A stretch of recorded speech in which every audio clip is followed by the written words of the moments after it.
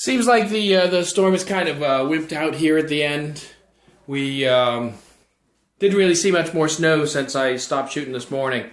We did make hamburgers and homemade French fries for lunch. I made glug.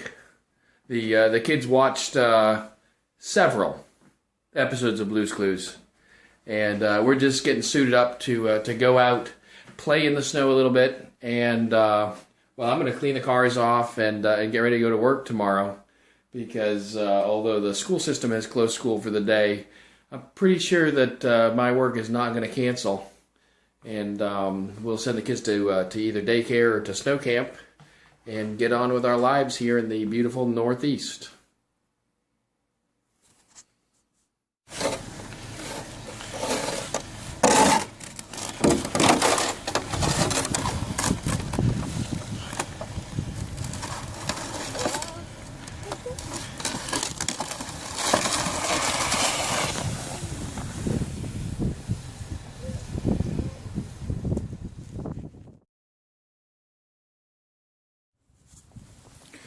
The driveway's clear, the cars are cleared off, the kids have had a chance to play in the snow.